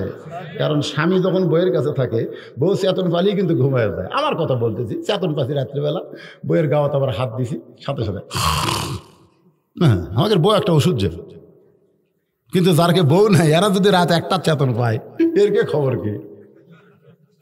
আমি যখন রাত 2টার সময় ফেসবুক অন করি, দেখি বহু যুবক লাইনত আছে। আমাকে এক যুবক বলতে, হুজুর এত রাত্রে আপনি কোথায়? আমি কইলাম গাড়ির ভিতরে। বাবা তুমি কোথায়? ঘরের ভিতরে। তো ঘুমাওনি? ভাঙ্গা গেছে হুজুর। তা আবার ঘুমাও, মানে বউ নাই যায়, ফেসবুক আর বউ বানাচ্ছে, মানে ঘুম ভাঙ্গা ওই ফেসবুক কি বানাচ্ছে, বউ। বউ বোঝেন না? আর যদি বউ থাকে, সঙ্গে সঙ্গে ঘুম ভাঙলে কিন্তু আবার ঘুম ধরে যাবে। আল্লাহ নবী বলেন, ফাতেমা যদি আলী চেতন পায় আর যদি তোমাকে না পাই, তাহলে কি হবে? ফাতেমা বলে, বাবা আল্লাহ আমাকে এমন একটা স্বামী দিয়েছে যে চেতন পাওয়ার পরেও আমাকে সন্দেহ করবে না। আপনারা তো সুবহানাল্লাহ করেন, কিন্তু হয়তো আলী জানলার কাছে দাঁড়িয়ে আছে, এমনি এমনি কি সন্দেহ করা না, এমনি এমনি। কিন্তু ফাতেমা কি বলতেছে, ও বাবা যদি আমার স্বামী চেতন পায়, আমাকে ঘরের মধ্যে না পাইলেও আমাকে সন্দেহ করবে না। কারণ ফাতেমা বুঝাইতেছে আমি এমন একজন ভালো বউ, আমার স্বামী কোনোদিন আমাকে সন্দেহ করবে না। বাবা একটু বাতি জ্বালান। রাসূল বলে, কি বলবি বল, তাড়াতাড়ি চলে যা, আলী ঘুমোর থেকে ওঠার আগে যা। ফাতেমা বলতেছে, বাবা কিছু বলবো না, শুধু আপনাকে একটু দেখাবার চাই, আপনি একটু ঘরের বাতি জ্বালান গো বাবা। নবী যেই মাত্র বাতি জ্বালাইছে, সঙ্গে সঙ্গে ফাতেমা আলী জানলা দিয়ে সব কিছু দেখতেছে। দুইটা হাত বাবার সামনে এভাবে বাড়ায় দেয়। রাসূল বাতির আলোতে তাকায় দেখে হাতের তালু আছে, কিন্তু হাতে চামড়া না। দুইটা হাত গোস্তের টুকরার মতো লাল হয়ে গেছে। ফাতেমা বলে, বাবা জাতা ঘুরাইতে ঘুরাইতে এত শক্ত হয়ে গেছে বাবা, আর জাতা ঘুরতে চাই না। আমি জোর করে ঘুরবার যাই, আমার হাতে ফোসকা পড়ে গেছে বাবা। এখন ফোসকা ফেটে রক্ত বের হয়ে গেছে। আমি আমার হাসান হোসেনকে হাত দেখাইনি বাবা, আমার স্বামীকেও হাতটা দেখাই নাই। আমি গভীর রাত্রে আপনাকে দেখাইছি, আপনার কাছে একটু আমি সহযোগিতা চাই। নবী যখন ফাতেমার হাতের দিকে তাকায়, ফাতেমা যখন সহযোগিতা চায়, এমন সময় আল্লাহ নবী ঘরের কোনায় গিয়ে আল্লাহ ডাক দেয়, বলে, মাবুদ দুনিয়ার কত ধনী ধনী যুবকেরা আমার কলিজার টুকরা ফাতেমাকে বিয়ে করতে চাইছিল, কিন্তু তুমি আল্লাহ ঘটকারি করলে এমন একজন গরিব আলীর সঙ্গে, যে আলী হচ্ছে আমার আপন চাচাতো ভাই, যার বাপ আবু তালেব মরে যাওয়ার পরে আমি তাকে লালন পালন করলাম, আর তুমি ঘটকালি করে তার সঙ্গে আমার মেয়েটার বিয়ে দিলে। আল্লাহ গো, তোমার সন্তান নাই, তুমি সন্তানের দরদ কেমনে বুঝবা? আজকে ফাতেমা যখন দুই কারা হাত দেখাইছে, আমি বাবা বাবা হিসাবে যার সহ্য করতে পারি না। এই কথা যেই মাত্র নবী আল্লাহর কাছে বলতেছে, সঙ্গে সঙ্গে ফাতেমা এরকম কালো ওন্নাটা মাথায় ঘোমটা দিয়ে নবীর ঘর থেকে বাইরে যায়।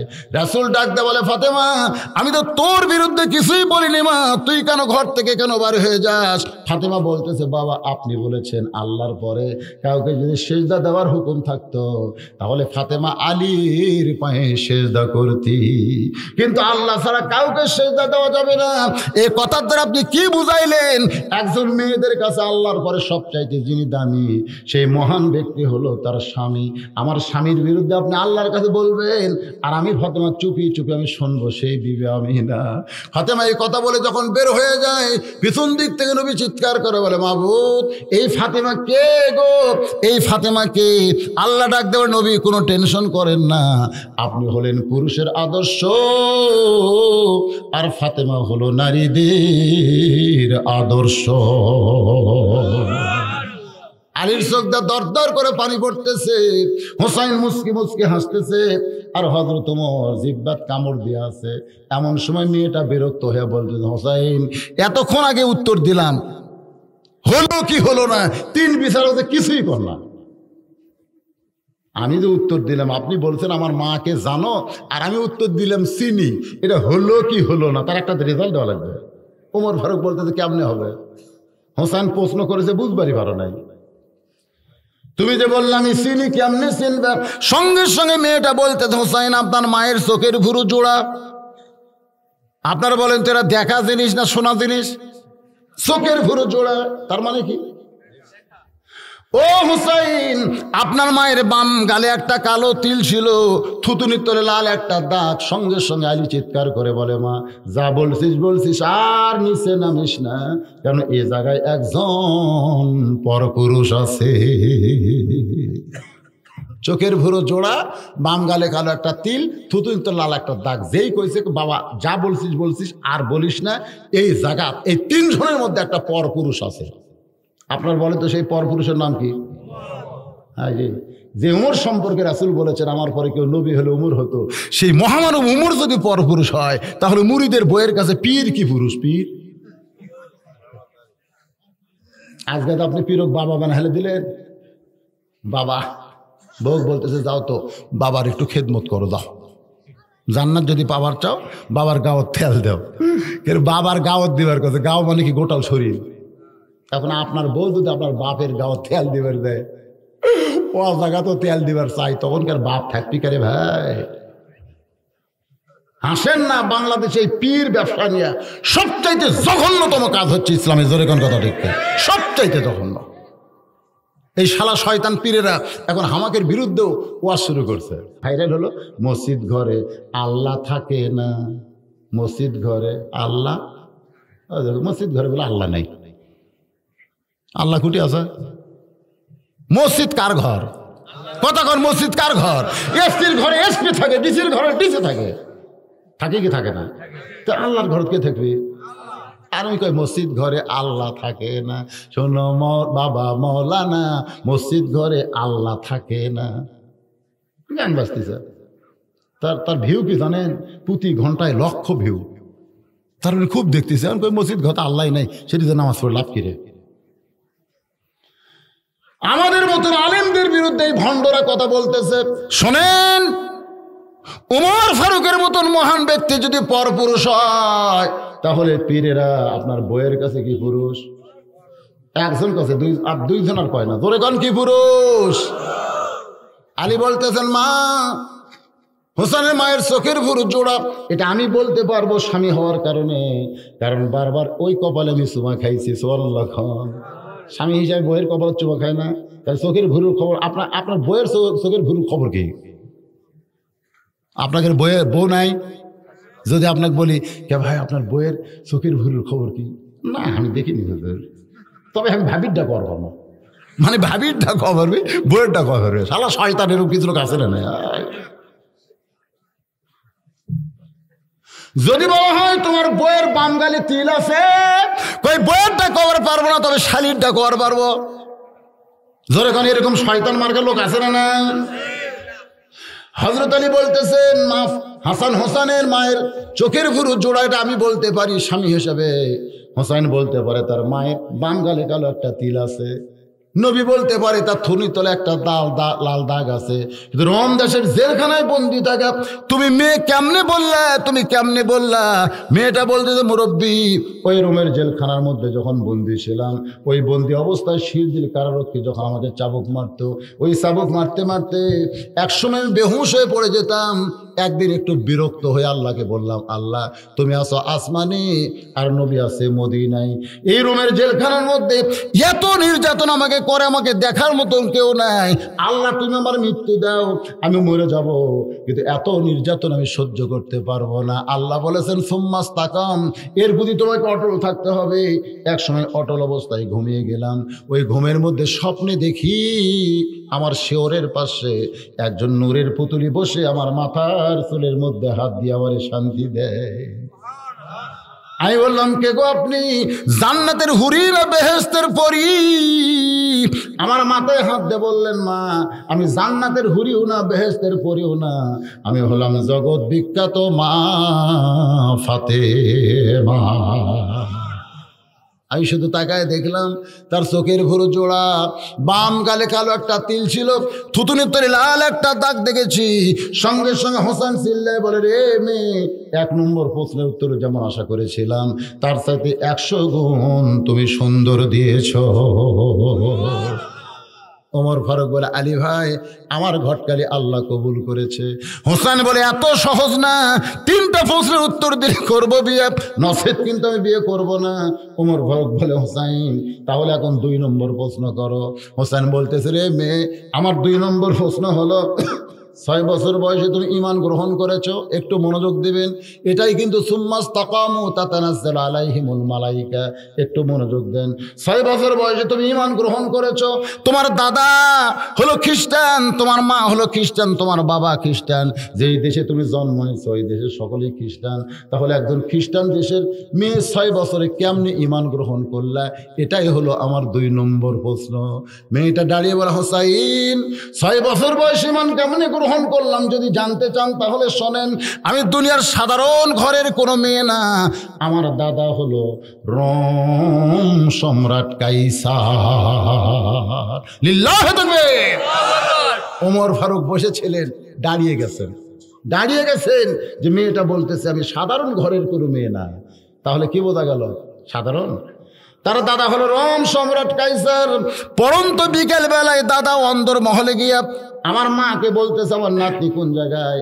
আমি ঘর থেকে বের এসে বসলাম, দাদু ভাই, কারণ প্রত্যেকটা দাদা নাতনিকে ভালোবাসে আর প্রত্যেকটা নানা কিন্তু নাতিকে ভালোবাসে।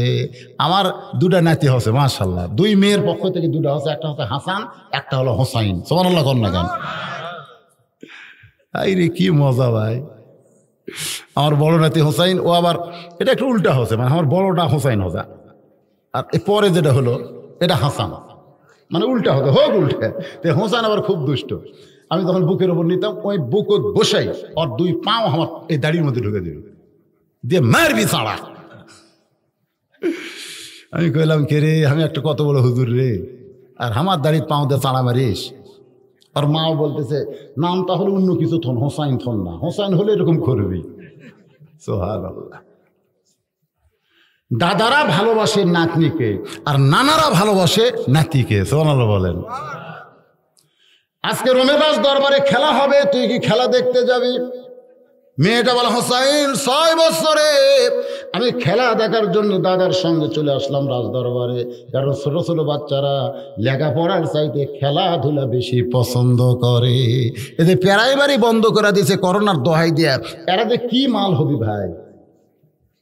লেখাপড়া হচ্ছে, খালি ভিডিও মোবাইল কিনে দেননি, খালি সারাদিন এই করতেছে। এখন আবার আর একটা দিকে অনলাইনে লেখাপড়া। অনলাইন মানে কি? ছেলেরা এখন বাপক বলতেছে, আব্বু 3G নয় 4G একটা মোবাইল কিনে দেন অনলাইনে। বাপে সব কিছু বেঁচে 20,000 টাকা একটা মোবাইল কিনে দিতে, কিসের অনলাইনে লেখাপড়া? অনলাইনে অন্য কিছুই কাম করতেছে। তোর এখন কথা ঠিক না?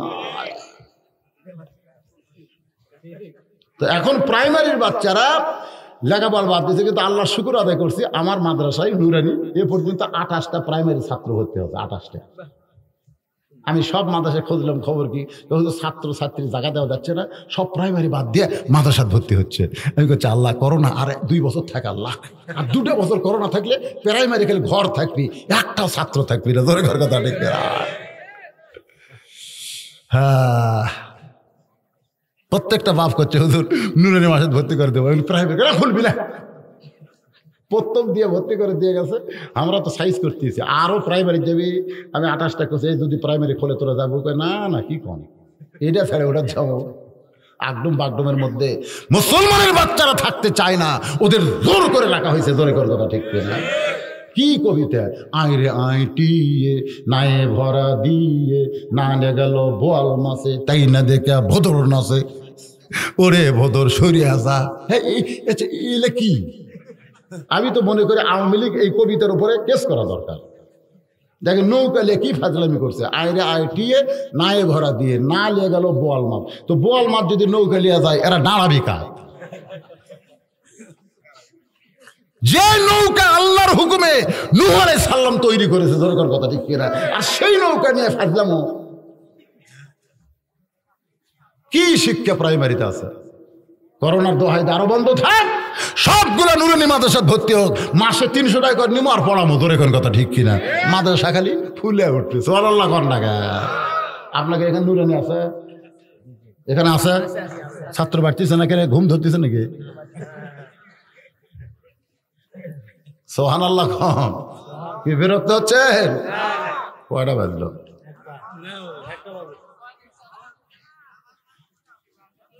না বাজুক, ওয়াজ আর বেশি সময় নেই, অল্প সময়ের মধ্যে শেষ হবে। একটু খেয়াল করেন, মেয়েটা বলে হোসাইন 6 বছর বয়স আমি দাদার সঙ্গে খেলা দেখার জন্য রাজ দরবারে আসলাম। রাজ দরবারে খেলা হবে, সংসদ ভবনে গান হবে। দরকার কথা ঠিক কিনা? প্রতি মিনিটে 35,000 টাকা খরচ, আর সেই সংসদ ভবনে মমতার গান কয় 10 মিনিট। গায়িকা যে দিচ্ছেন আপনারা জায়গা, নাউজুবিল্লাহ কয় লাভ আছে কি জানে? এই মমতাজ কি জানে রে? ওই গানই জানে, ওই তো গানই কবি।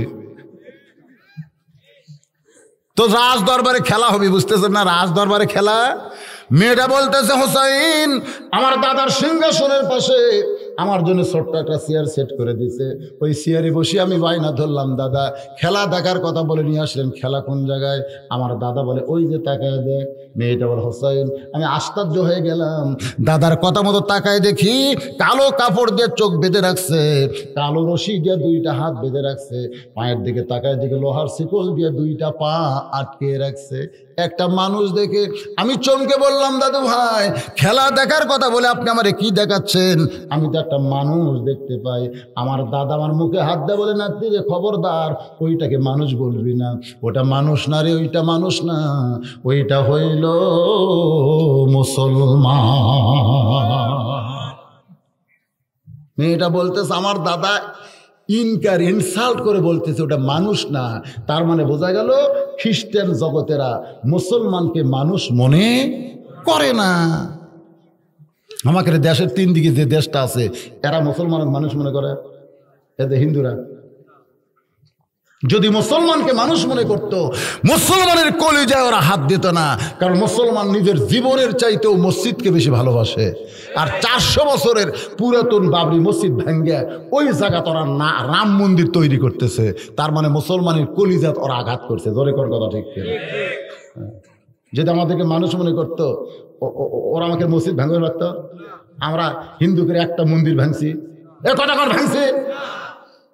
ওরা ওখানে মসজিদ ভাঙ্গা রাম মন্দিরের কলম তুলতেছে।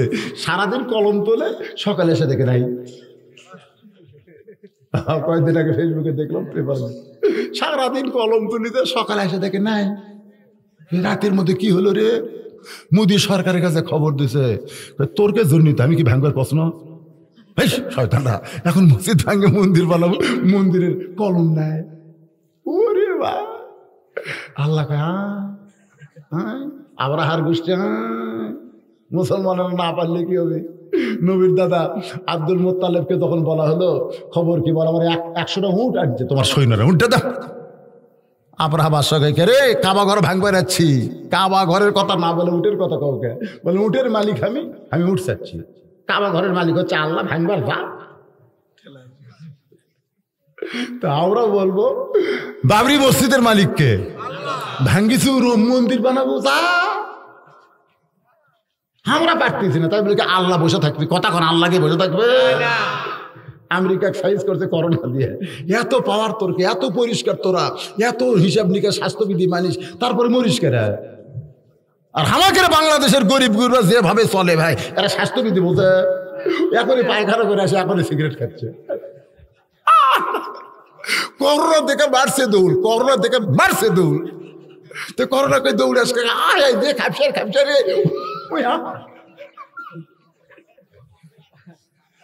সুবহানাল্লাহ। আজকে বাংলাদেশে যারা বেশি স্বাস্থ্যবিধি মানতেছে ওরকে কি করোনা ধরতেছে? দরকার কথা ঠিক কিনা? আসেন মূল কথায় চলে আসি। এবার হুসাইন শুনতেছে আর মেয়েটা বলতেছে, হুসাইন আমার দাদা বললো এটা মানুষ না, ওইটা হলো মুসলমান। আমি তখন বললাম, দাদু ভাই ওই মুসলমানকে নিয়ে আপনি কি খেলা খেলবেন? আমার দাদা বলে, ওই যে তাকায় দেখ। আমি তাকায় দেখি বিশাল একটা আগুনের চুলার মধ্যে দাউ দাউ করে আগুন জ্বলতেছে, দাউ দাউ করে আগুন জ্বলতেছে। শিলার উপর একটা বিশাল ডেকসি দিয়া, ওই ডেকসির মধ্যে মনে মনে তেল দিল, ওই আগুনের তাপে তেলগুলো টকবক টকবক করতেছে। আমার দাদা বলে, নাতনি রে ওই মুসলমানকে হাত পাও বেঁধে উত্তত তেলের মধ্যে ফেলে দেব। আজকের খেলার নাম হলো মুসলমান মারার খেলা। খেলার নামটা কি দিছে?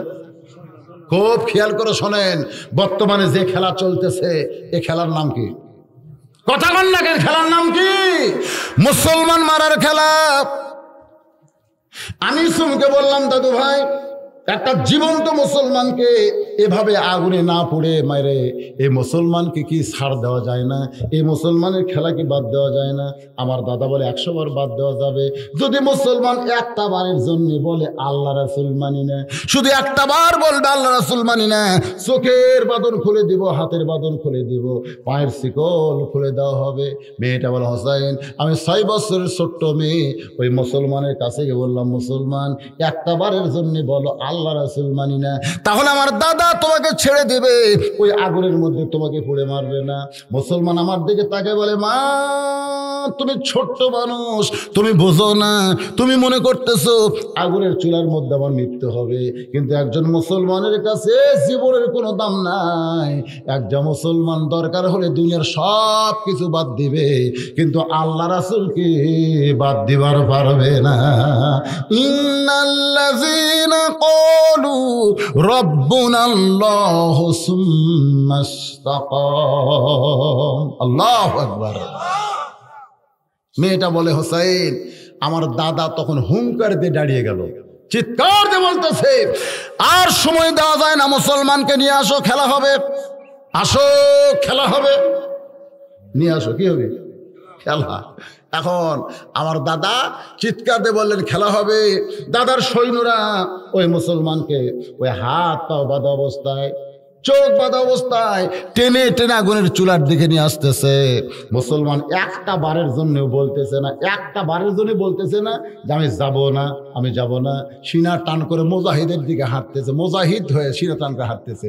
আমি চমকে গেলাম, একজন জীবন্ত মানুষকে আগুনের চুলার মধ্যে পুড়ে মারবে, তারপরেও লোকটা মরার জন্য আসতেছে।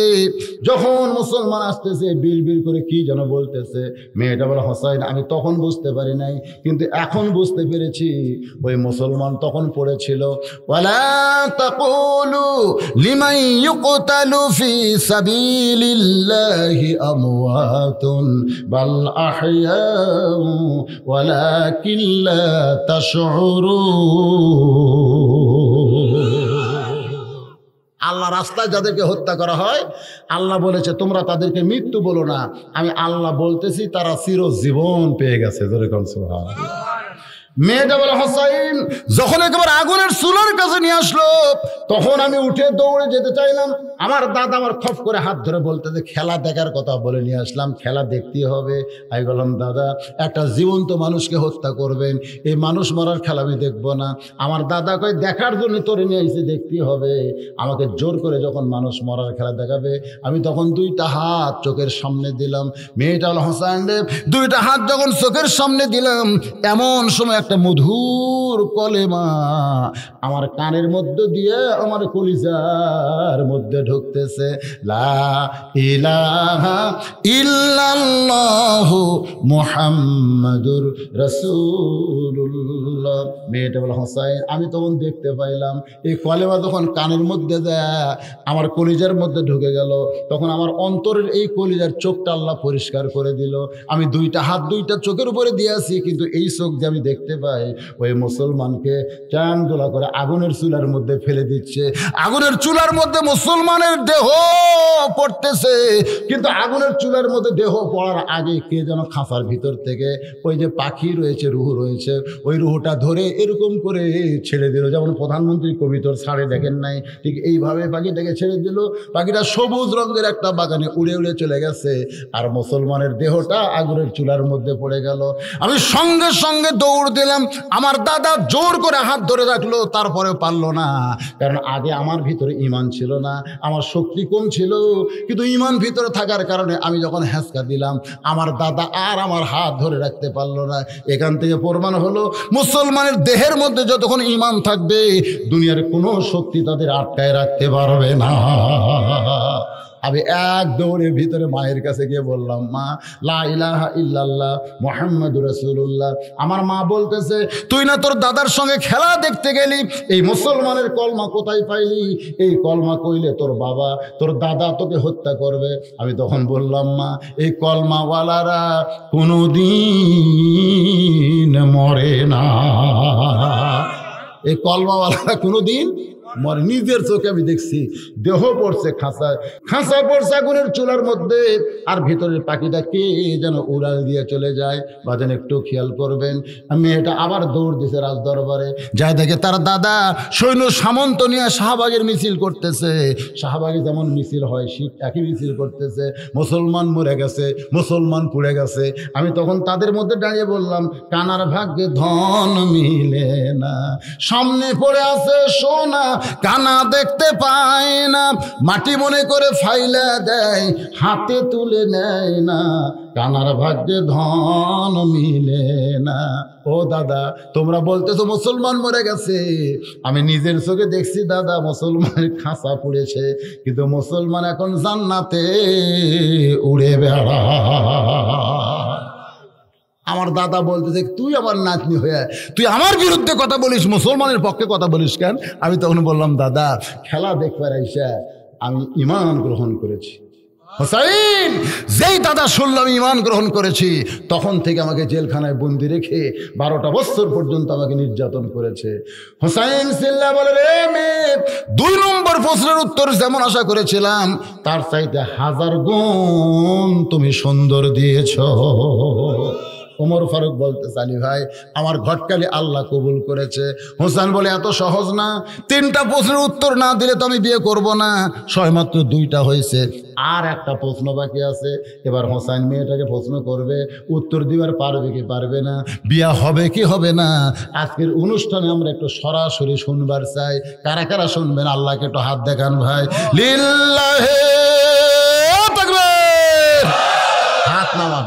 আমি মনে করছিলাম যে রাত 1টা বাজে যাচ্ছে, হয়তো আপনাকে অনেকের হাত উঠবে না। ওরে বাবা রে, সেই কইলাম কারা কারা শুনবেন।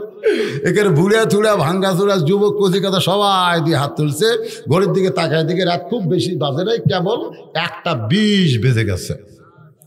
1:20 খুব বেশি তো। একটা প্রশ্ন বাকি আছে, উত্তর হবে। আমাকে বলছে, হুজুর বেশি লম্বা চড়া আদায়ের দরকার নাই, রুমাল গামছার আদায় হয় নাই, তাই আপনি একটু মেহেরবানি করে এই রুমাল এবং গামছা মাহফিলের ভিতরে দিবেন। আপনারা যারা বসে আছেন, জীবনের শেষ 9 নম্বর প্রশ্ন, 3 নম্বর প্রশ্ন করতেছে। রে মেয়ে, আমার 3 নম্বর প্রশ্ন হলো বিবাহের পরে। কথাটা এখন কোনো আদায় হবে না, তখন ওয়াজ হবে কোনো আদায় না, স্টপ। বিবাহের পরে, এই যুবকেরা কথাটা মনোযোগ দিয়ে শোনো। হোসেন কিন্তু মেয়েকে বলেছে বিবাহের পরে।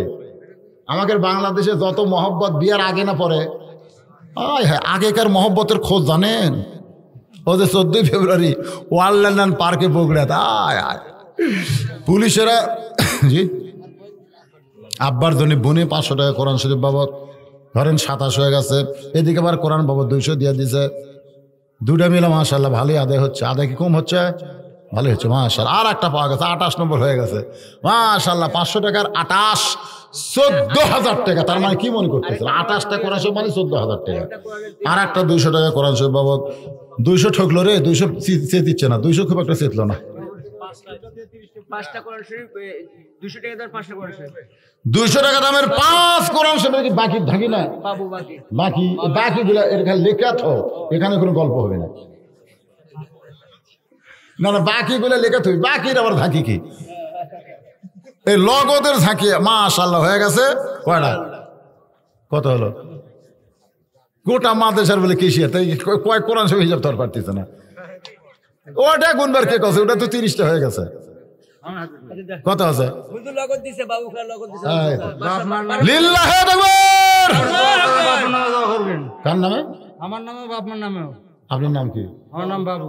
বাবু তার বাপমার জন্য 5 কোরআন শরীফ বাবদ 1000 টাকা নগদে করছে দান। আমরা তার জন্য দোয়া করি, বাপমার জন্য দোয়া করি। এই 5টা কোরআন দেওয়ার জন্য আল্লাহ 5 ওয়াক্ত নামাজে যত ফজিলত তাদের কবরে দান করে দেন। জোরে কান আমিন। উঠি থনকার এর 200 টাকার কোরআন। হ্যাঁ, এটা হিসাব গোলমল করে হাল দিল। ও আপনি ওই লোট জোগাচ্ছেন? হ্যাঁ ঠিক আছে, ঠিক আছে, মাশাআল্লাহ, যা আপনার দিচ্ছেন আলহামদুলিল্লাহ। এবার হোসেন বলতেছে রে মেয়ে বিয়ার পরে, কারণ প্রত্যেকটা বাংলাদেশের যুবকেরা বিয়ার আগে মজা খোঁজে, কিন্তু বিয়ার আগে কোনো মজা নাই, যত মজা হবে বিবাহের পরে। আপনারা বলেন তো, বিয়ার আগে কোনো মেয়ে কোনো ছেলের সাথে, কোনো ছেলে কোনো মেয়ের সাথে কথা বলা যাবে? কথা। আর আমাদের দেশে কি কয়, তুমি আমার জীবন, তুমি ওরে বাবা জীবন। বিবাহের পর আমার সঙ্গেই তোমার থাকতে হবে। 3 নম্বর প্রশ্ন, মেয়েটা ফোপায় ফোপায় কাঁদতেছে, খালি কান্দে আর কান্দে।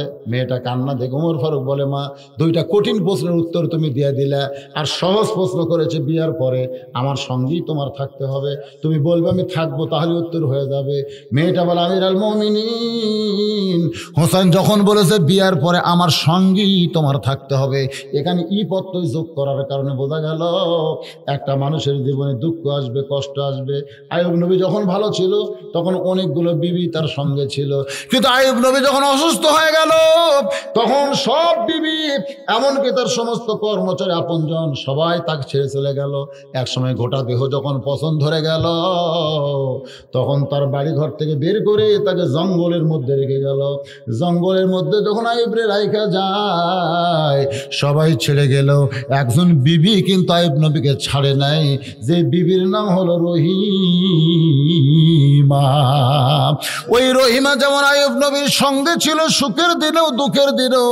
হোসাইন, আমি আপনার 3 নম্বর প্রশ্ন বুঝতে পেরেছি, আপনার জীবনে যে দুঃখ আসবে ওই দুঃখের দিনেও আমি আপনার সঙ্গে থাকতে চাই। সঙ্গে সঙ্গে হোসেন বলল, রে মেয়ে 3 নম্বর প্রশ্নের উত্তর যেমন আশা করেছিলাম তার চাইতে 100 গুণ তুমি সুন্দর দিয়েছ। ওই হোসেনের সঙ্গে মেয়েটার বিয়ে হলো। মেয়েটার নাম হলো শাহের বানু। হোসেনের জীবনের সবচাইতে বড় দুঃখ হলো কারবালার ট্র্যাজেডি। কারবালার ময়দানে বাজার এক সময় হোসেনের দেহ থেকে মস্তকটা যখন বিচ্ছিন্ন করে নিয়ে যায়, ওই যে ইয়াজিদের বাহিনী বাজান তার নেতৃত্বে হোসাইনের দেহের উপর দিয়ে ওই ঘোড়াগুলো ছুটানো হলো। ওই ঘোড়া ছুটানোর পরে গোটা দেহ যখন ছিন্ন বিচ্ছিন্ন হয়ে যায়, হোসেনের বিবি তখন একটা ওড়নার মধ্যে ওই দেহের সমস্ত গোস্ত টোস্ত একত্র করে ওই গোস্তটা টোপলা করে মনে হয় বাজার থেকে কিনে আনছে, সেই গোস্তের মতো উপর হাত দিয়ে বলে, হোসাইন আপনি প্রশ্ন করেছিলেন বিবাহের পর আমার সঙ্গেই থাকতে হবে, আপনার শেষ মুহূর্ত পর্যন্ত আমি সঙ্গে ছিলাম, এখন আপনার কাছে আমি আরাধনা করি, আল্লাহর কাছে বলি, আল্লাহ আমার স্বামীর সঙ্গে শুধু দুনিয়াতে নয় জান্নাতেও একসঙ্গে থাকতে চায়। আমার মায়েরা বোনেরা, আজকের আলোচনার ভিতর দিয়ে আপনাদের কিন্তু পর্দার কথাও বলেছে মা। সবচাইতে বড় কথা হলো, ইন্নাল্লাযীনা ক্বালু রাব্বুনাল্লাহু সুম্মা ইসতাকাম, নিশ্চয় যারা আল্লাহকে রব বলে স্বীকার করবে, নানা রকম বিপদ আপদ মুসিবত দিয়ে তাদেরকে পরীক্ষা করা হবে। সমস্ত বিপদ আপদ মুসিবতকে জয় করতে হবে আল্লাহর প্রতি অটল থেকে। আল্লাহ যেন আমাদের সকলের জীবনে কবুল করেন। সকলে বলি আল্লাহুম্মা আমিন। ভাইজান, পাশে আমার 10 তারিখে একটা মাহফিল আছে, পাশে।